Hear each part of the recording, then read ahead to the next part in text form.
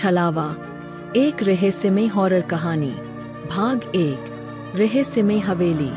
गांव के किनारे पर एक पुरानी टूटी फूटी हवेली थी, जिसके बारे में कहा जाता था कि वहां एक छलावा रहता है। लोग कहते थे कि जो भी रात के समय वहां गया, वह या तो वापस नहीं लौटा या फिर पागल होकर लौटा।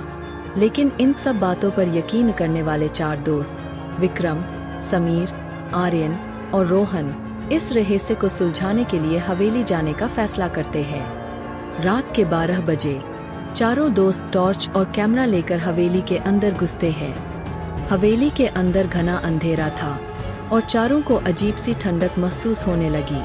हर कोने से सरसराहट की आवाजें आ रही थीं, मानो कोई छुपकर उन्हें देख रहा हो। भाग 2। अजीब घटनाएं। जैसे ही वे अंदर बढ़े, विक्रम को लगा कि किसी ने उसके कंधे पर हाथ रखा। उसने पलटकर देखा, लेकिन वहां कोई नहीं था। समीर ने मस्ती में कहा, शायद हवेली का मालिक तुम्हें बुला रहा है। तभी अचानक दरवाजा तेज आवाज के साथ बंद हो गया। अब चारों दोस्त घबरा गए। रोहन ने कैमरा ऑन कर लिया और रिकॉर्डिंग शुरू की। तभी कैमरे की स्क्रीन पर एक परछाई दिखी, जो इंसान की तरह लग रही थी, लेकिन उसकी आंखें खून जैसी लाल थीं। आर्यन ने डरते हुए कहा, हमें यहाँ से निकल जाना चाहिए। लेकिन तब तक बहुत देर हो चुकी थी। हवेली में अचानक खटखट की आवाजें आने लगीं। विक्रम की टॉर्च झपकने लगी और रोहन ने देखा कि कोई सफेद कपड़ों में छत से उल्टा लटका हुआ था। जैसे ही उन्होंने दौड़कर भागने की कोशिश की, छलावे ने विक्रम को पकड़ लिया और अंधेरे में घसीट लिया। भाग 3। मौत का फंदा।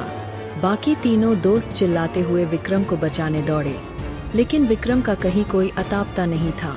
तभी एक डरावनी हंसी गूंजी और हवेली की दीवारों पर खून से लिखा दिखा, जो यहाँ आया वह जिंदा वापस नहीं जाता। अब बचने के लिए उनके पास सिर्फ एक ही रास्ता था, भागना। समीर, आर्यन और रोहन जैसे तैसे दरवाजा तोड़कर बाहर निकले।